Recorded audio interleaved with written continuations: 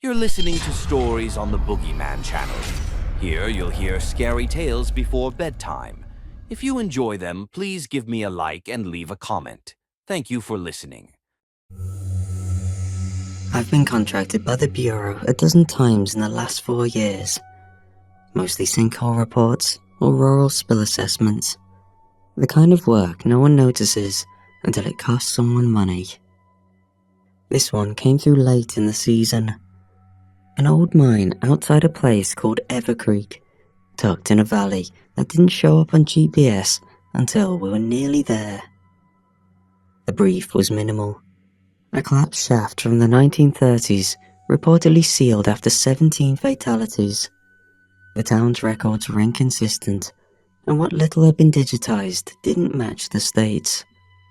Our job was to assess any remaining liability, test for subsidence, and determine if the land could be safely reclassified for timber lease. In and out. No contact needed with the townsfolk beyond a courtesy heads up. We hit the edge of town around noon. October had already stripped most of the trees, and the wind blew low through the bare branches in irregular pulses, the way wind does when the landscape feels hollow.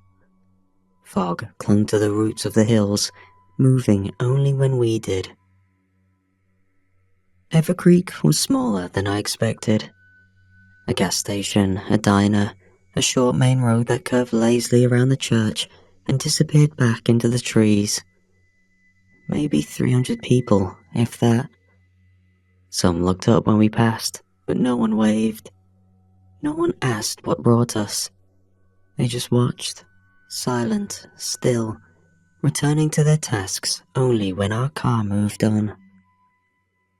We checked into the motel. 4 rooms, flat gravel lot, rust around the fixtures. The woman at the front desk handed me the key without asking my name. There was a small guest book by the window, but the last signature was dated 2 weeks ago. My apprentice, Seth, took the room next to mine.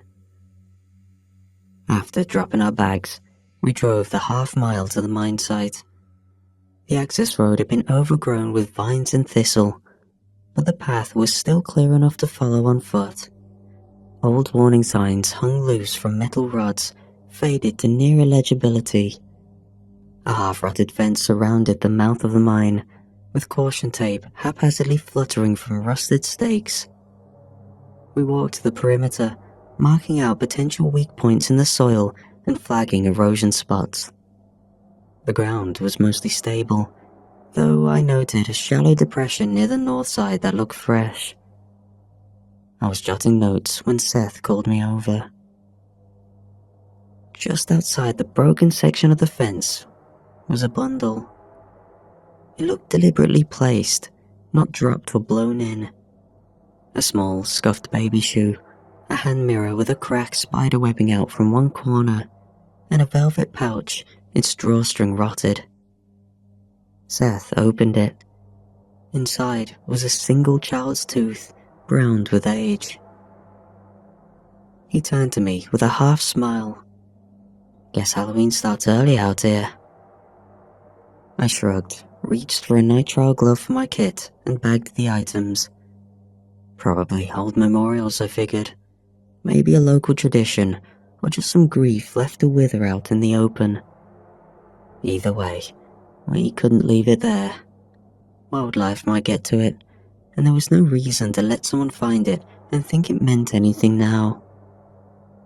Seth made a face as he watched me seal the bag, but didn't say anything. I made a note to include it under potential public safety debris. I'd seen weirder things. Back in the car, we loaded the first round of soil data and logged the day's findings. The mine wasn't visibly unstable, but the fence needed replacing, and we'd have to get a look at the shaft itself if we wanted to close the file properly. I figured we'd head in tomorrow and get the rest of it done in daylight. 2 more days of work at most, then we'd be gone, and the town would have their forest back. The next morning, we decided to split the day between paperwork and local logistics. Seth wanted to get breakfast and see what the town was actually like in the daylight. I agreed, mostly because the state records on the mine was such a mess that it made sense to check the town's clerk office while we were here. I figured we might find original filings, or at least some version of the truth closer to the source. The diner was the first stop. It was the same one from the previous night, though it looked warmer in the morning light. Wood-panelled walls, a faded jukebox, and a specials board written in hard-to-read cursive. There were only 2 other customers, both elderly, both watching us over their mugs without speaking. A waitress greeted us with a smile that didn't quite touch her eyes. She handed us menus, asked where we were from, and then made no further comment when I said we were working on a state assignment near the mine. "We're just cleaning up some liability stuff," I added, trying to keep the tone casual. She nodded slowly. "Best not to linger past sundown then." Seth gave me a quick glance, but didn't say anything. Breakfast arrived quickly. Everything was hot, and everything tasted fine. The silence around us remained fixed in place. When Seth asked the waitress what she meant earlier, she wiped her hand on her apron and said, "Ain't much up there worth surveying anymore," then walked away. He looked over at me, eyebrows raised. They were all weirdly cagey about this. You noticed that? I had noticed, but I also knew that rural towns protected their dead fiercely. Tragedy becomes folklore, and folklore turns into boundaries people stop questioning. I figured it was better not to push. When we stopped at the general store afterward to buy some bottled water and replacement gloves, Seth mentioned the baby shoe. Just a passing comment to the woman at the register. Asked if they did any sort of local memorials up by the mine. She froze mid-scan. Her hand rested on top of the register for a full second before she looked up. "That's not for you to handle," she said. Seth blinked. "I mean, we already bagged it. Part of site cleanup." Her expression shifted, but only slightly. Then she handed him the receipt without saying another word. We left in silence. Seth kept shaking his head the whole way back to the car. "They're acting like we dug up a grave." "Maybe we did," I said. "Not literally, but to them, could be." At the clerk's office, I asked for records from the mine's operational period. The woman behind the desk handed me a heavy binder without asking any questions. The nameplate was chipped, and the corners of the folder were stained from time and handling. It had clearly been opened more than once, but not recently. I brought it to one of the black tables and started scanning through it while Seth looked over some land plats. About halfway through the binder, I found 2 sheets clipped together, both labelled Casualty Summary, Evergreen Collapse, March 1937. The first listed 17 names, each followed by a cross symbol and a 4-digit miner's ID. The second listed only 11. The others were marked simply as unrecovered. There was no explanation, no red ink or notes in the margin, just 2 nearly identical documents that contradicted each other completely. That alone would have been worth noting, but deeper in the binder, tucked into a folder labelled Post-Collapse Correspondence, I found something stranger. Photocopies of town death certificates, bundled by decade. Some were handwritten, others typed in fading carbon. Most were routine: old age, farm accident, the kind of mortality you expect in rural places. But until recently, every 2 decades, always in late autumn, a name would appear with no cause of death listed. Just missing. The latest entry was 20 years old, October 2005. Written by hand was a note saying a solution was found, but no other details were given. Seth came over and asked if I found anything interesting. I showed him the list. He whistled low through his teeth.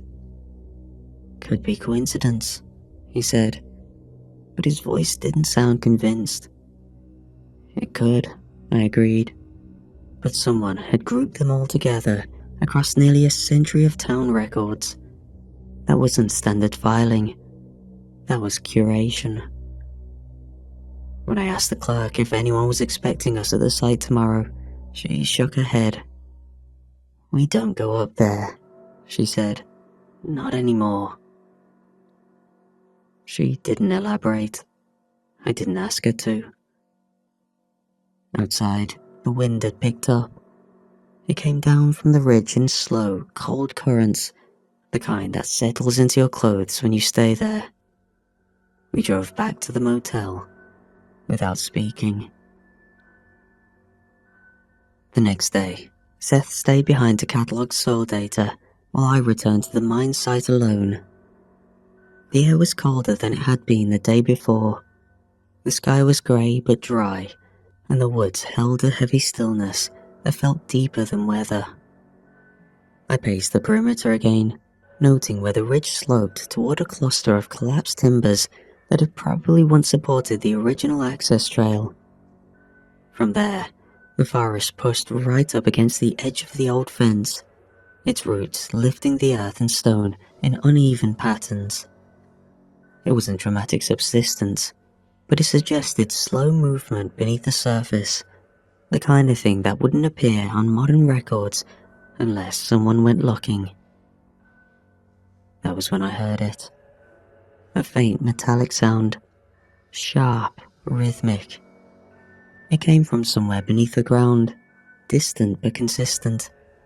The kind of sound that might have been dismissed as wind dragging through old ventilation shafts, or water dripping from rusted struts onto a hollow steel plate.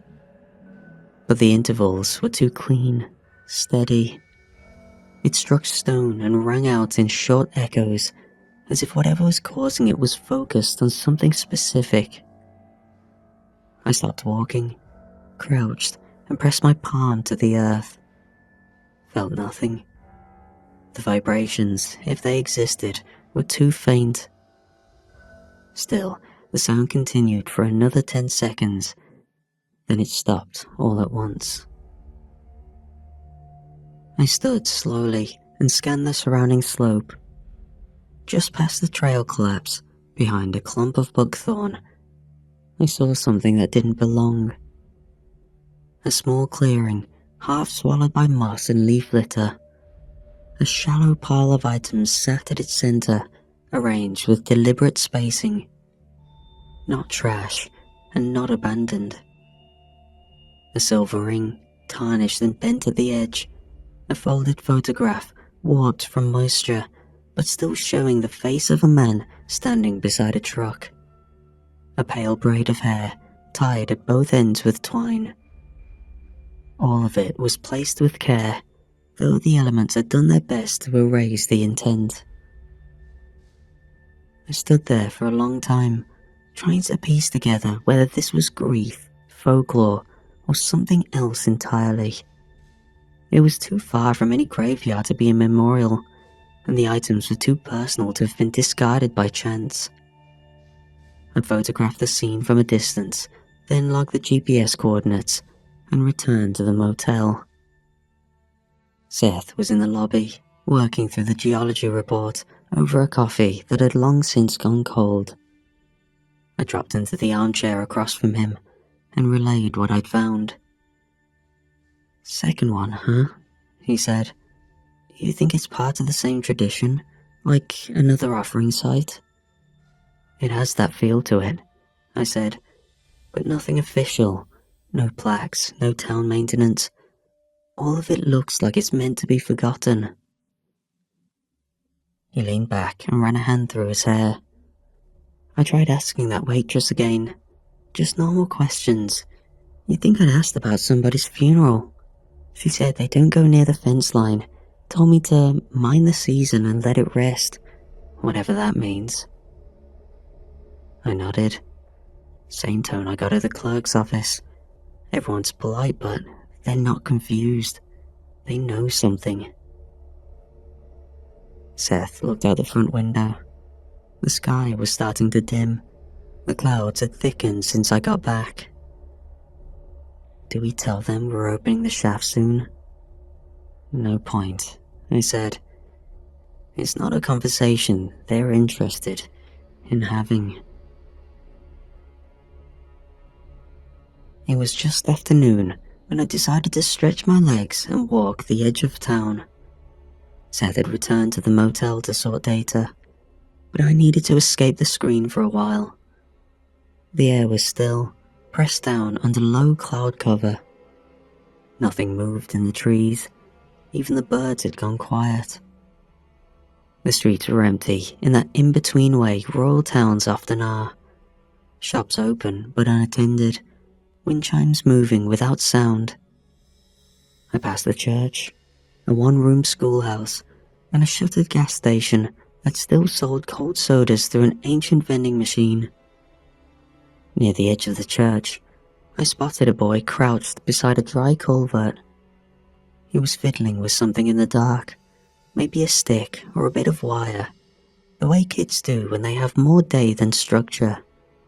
No older than 7. He didn't notice me at first. I slowed as I passed and gave him a quick nod. Hey there, I said, keeping the tone casual. You know any scary stories about the mines? He froze. The object in his hand slipped from his grip, but he didn't move to pick it up. I just sat there, my shoulders stiff and my head lowered. I waited for a moment, then smiled. I was thinking of going to play up there, I added, keeping it friendly. Thought I should ask if there are any monsters to watch out for. That got him to look up, but not with amusement. His eyes were wide in the way kids get when they've been told a rule that feels larger than them, something that feels older than their parents. He looked around, then leaned in slightly. I'm not supposed to talk about it, he said. I crouched a little, hands on my knees, staying a few steps back. Fair enough, but I won't tell if you don't. The boy hesitated. Then, in a near whisper, he said, The faceless ones are there. They only come out if someone opens it. Every 20 years or so. That's why we leave stuff. It stops them from coming. He stood up and dusted off his pants. Then he turned and walked away without another word. Not running, but quick, head down. He never looked back. I stood there for a few moments after he disappeared around the corner, letting his words settle. Faceless ones. The phrasing was strange. Not monsters, not ghosts, not even miners. Faceless. It was the kind of story a child might inherit without understanding, something passed down through repetition, never fully explained, just accepted. To me, it was a bit of folklore, probably rooted in grief, a way for the town to ritualize the collapse, a quiet warning wrapped in superstition. It wasn't uncommon. I'd heard dozens of versions in other towns across the state. Still, as I made my way back to the motel, I found myself repeating the phrase under my breath. The faceless ones.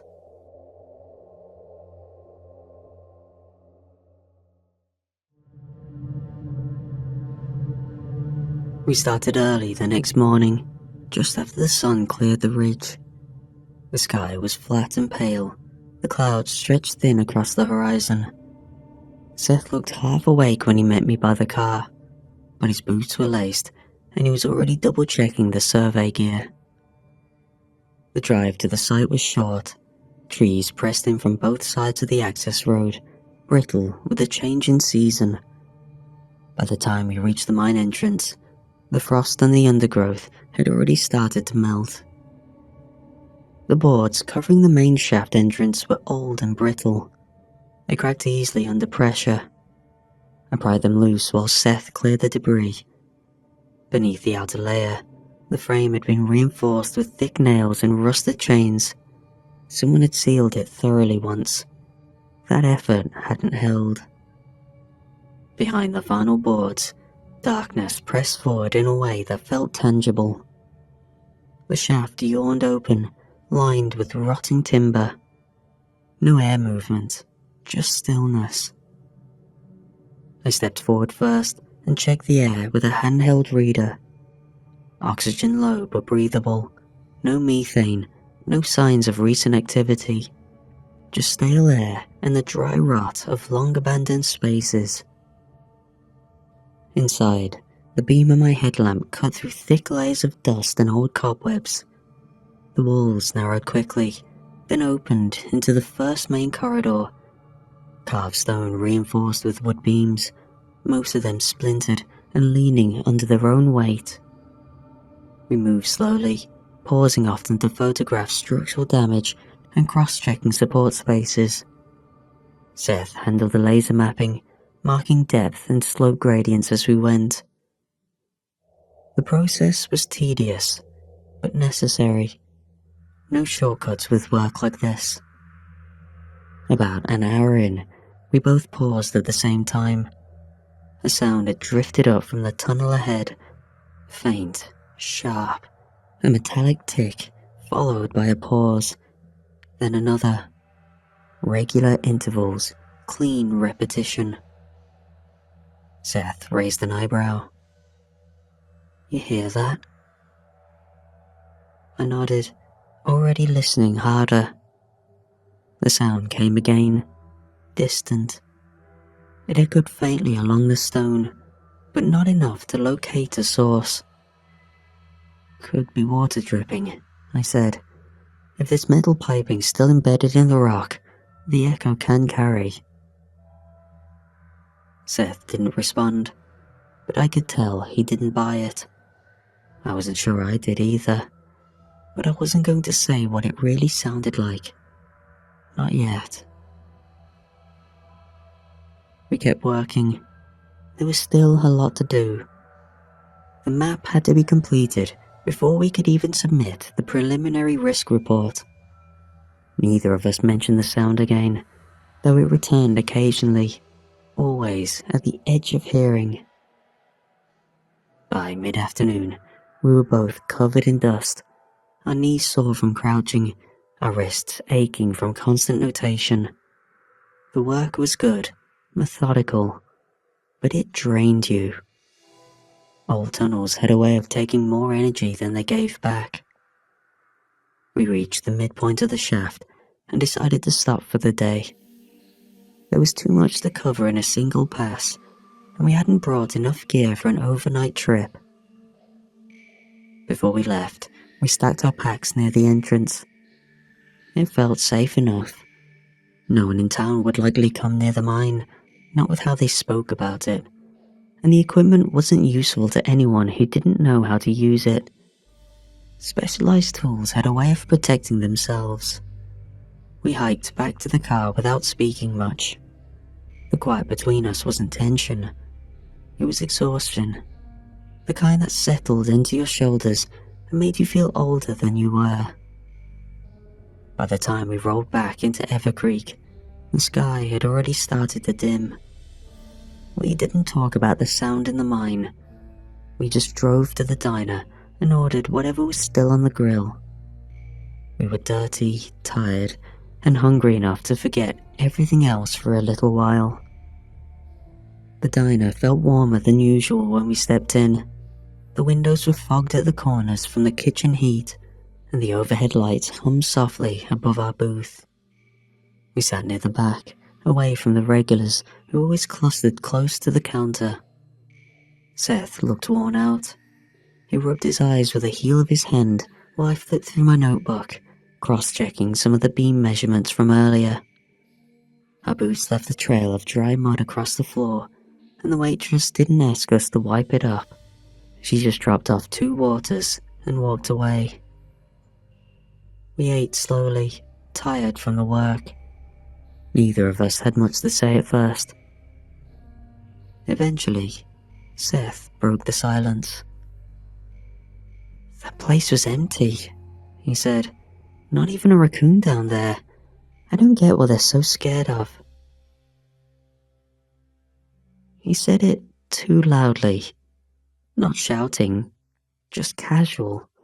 The kind of volume people use when they assume no one is listening. Someone was. A man in a booth 2 tables over turned in his seat. He stood up, slowly, eyes locked on us. His voice was sharp enough to cut through the entire room. "You opened it?" Seth rose mid-bite. I set my fork down. The diner went still. Conversations died. The clink of silverware stopped. Chairs scraped lightly as people began to stand. Some avoided looking at us, others stared too directly. The man didn't say anything else.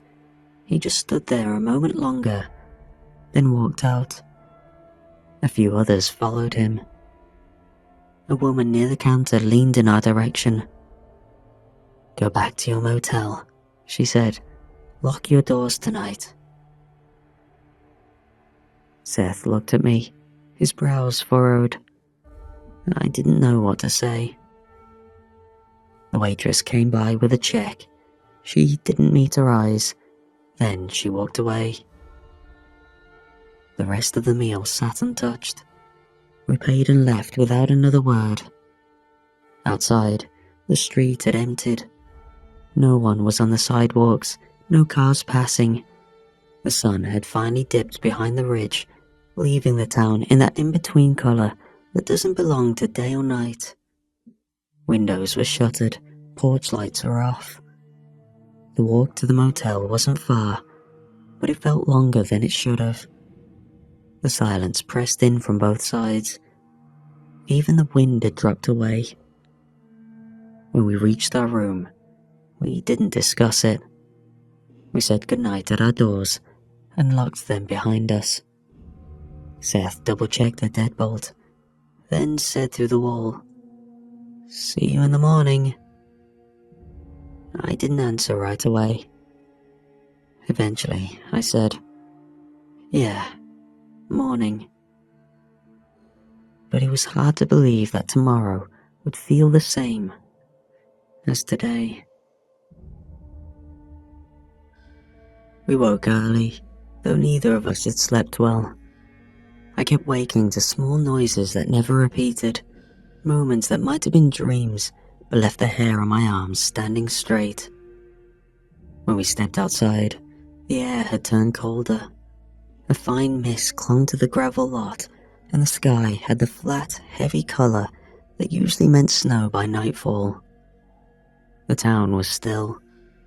Not just slow, not quiet in the way small places often are. It was still in the way of shut doors and drawn curtains, the kind of stillness that implies watching. The diner was closed.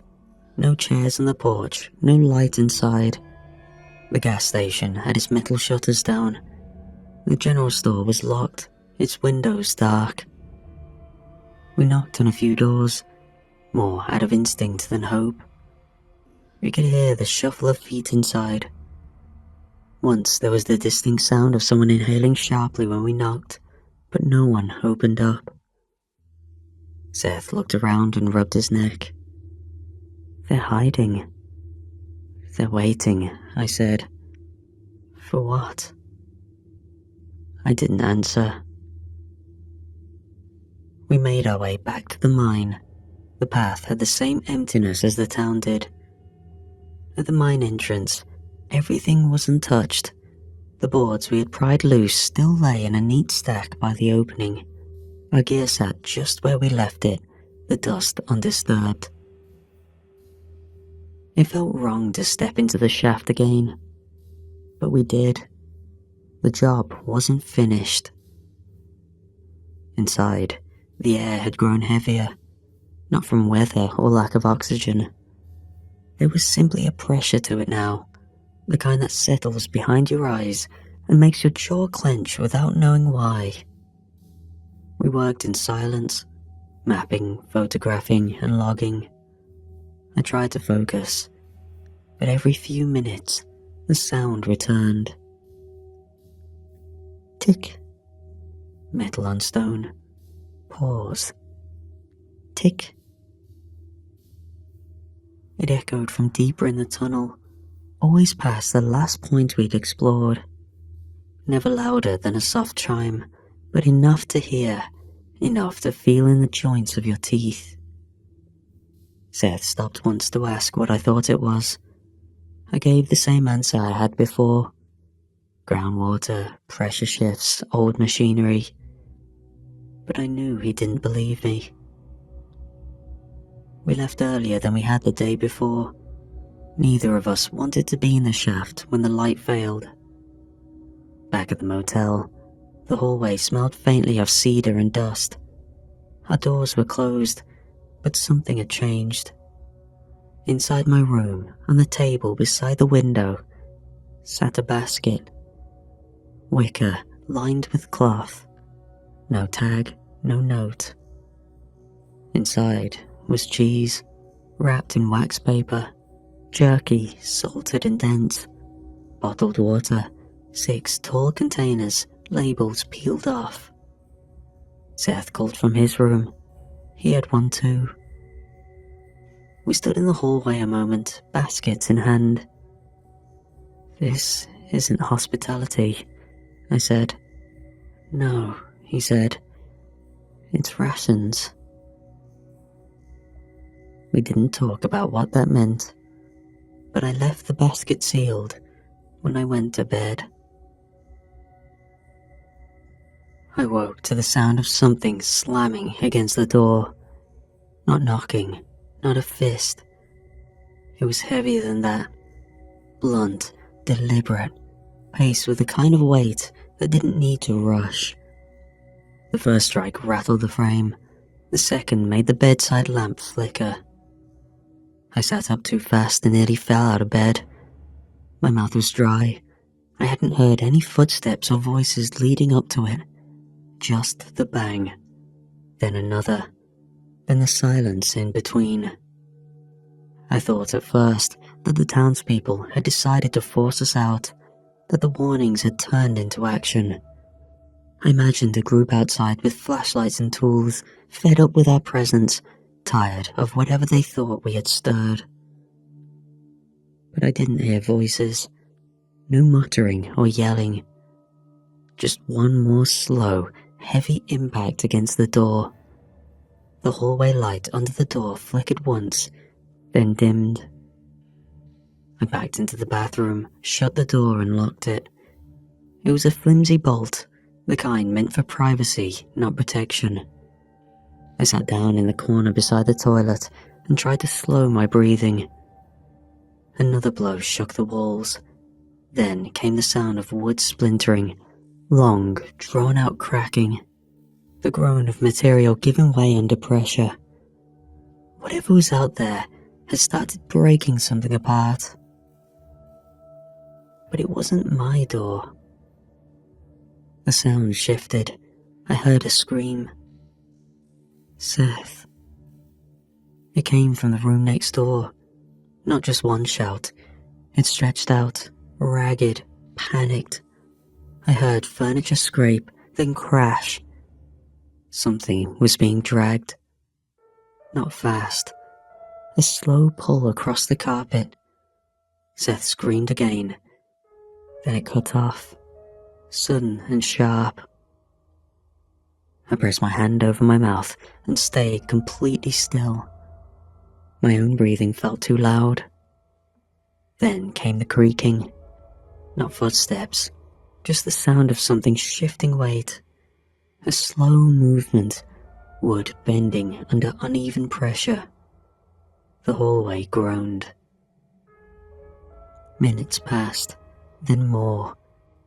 No more sounds, no more movement. I didn't open the door, I didn't speak. I sat curled on the tile floor, knees pulled to my chest, staring at the space beneath the bathroom door and waiting for the sky to turn grey again. It was a long time before dawn came. When morning finally came, I stepped out into the hallway, expecting to see the remnants of a break-in, maybe even the police. But the corridor was clean, the carpet undisturbed. My door stood intact, latch untouched. I crossed the few feet to Seth's room and felt a shift as soon as I reached it. His door was split down the center. The frame had been torn at the corners where the bolts used to be. The handle hung loose on one screw, and the paint around the lock had buckled outward. 4 clean holes had been punched straight through on the bottom half of the door. They weren't ragged. They were narrow and round, drilled deep and deliberate, about the width of a pickaxe tip. Inside the room, the sheets had been stripped halfway down the bed. The nightstand lay on its side. The floor was scuffed in a wide arc, the carpet torn where something had been dragged. A dark red smear trailed from the bed to the door, then turned toward the parking lot. Outside, a woman in a plain grey sweater was mopping the pavement with slow, practiced strokes. She worked in silence, pushing the soaked fibres across the concrete. The red line faded behind her with each pass. She never looked up.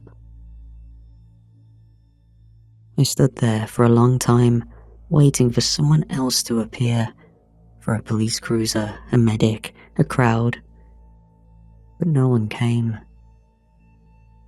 Eventually, I left the motel and walked into town. The streets were no longer empty. The diner had its chairs back out. The gas station pumps were humming again. A man was putting out a sandwich board for the lunch special. People passed me on the sidewalk without stopping. Near the post office, I found a small group gathered in the street. 6 men and women, all standing in a loose formation. They weren't holding anything. They weren't armed. Just waiting. One of them, a man in a tan coat with sleeves too short for his arms, stepped forward. He was maybe 50. His expression was neither kind nor angry. "It's time for you to go now," he said. I stared at him. "What happened to my partner?" No one answered. I tried again. "What happened last night? Where did you all go the day before? Why are you acting like this is normal?" The man's mouth twitched once at the corner. Not quite a smile, more of a signal, a recognition that my questions didn't need answers. "An offering has been made," he said. I looked past him to the others. None of them met my eyes. They stared just over my shoulder, waiting. I turned and walked away. No one followed. The sky was dull grey when I returned to the mine. The streets along the road were still, the leaves half dropped and wet from a slow morning drizzle.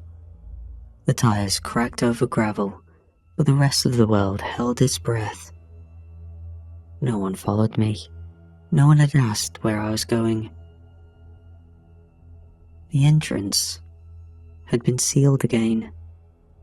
Fresh boards crossed the mouth of the shaft, cleaner than the old ones we had pulled away. New bolts reinforced the frame. Someone had worked quickly and quietly, and they had done it before sunrise. I walked to the fence. The grass around the path was damp, but a few red droplets stood out on the pale soil leading toward the base of the entrance. The colour was too bright to behold. Then, I saw a bundle. It had been placed carefully, resting against the lower beam of the gate. A handkerchief knotted into a loose satchel, bulging at the centre. I crouched and opened it. Inside were the same kinds of items we had found before. A ring dulled by age, a lock of hair braided and yellowed at the tip, 2 small teeth that looked far too human, and nestled among them in the pile of offerings, the plastic corner of a clipped work badge. Seth's. His name, his face, still clean, still laminated. It must have been taken from the pack we had left behind. I stood, slowly, holding the bundle against my chest, then lowered it again, and left it there. I pieced it all together. Something in the mines, the faceless ones that I heard about, were in there. Whether they're lost souls from the collapse or something far older, I did not know. But what I did know was how they kept them back. Memorabilia, memories from when they were alive, left on their doorstep. Maybe a reminder of their humanity to stop claiming more souls. They had solved this, worked this out over decades. And we came in and messed things up. And how could this have gone any different? If some hit came up raving about monsters and rituals, we'd have pushed them aside to do our work. No one had told me what to do next. There was no official protocol for this, no field manual entry labelled folklore, no checkbox for an offering made in someone else's name. I sat in the driver's seat of the truck with the engine off and opened my field log. Mine structure remains unstable, conditions hazardous, collapse risk high. I paused. Secondary fatality during inspection, body unrecoverable, recommend indefinite closure. I didn't sign it right away, just closed the book and rested it on my lap. Then I looked back at the mouth of the mine. I never heard the ticking sound again, but I also never went back.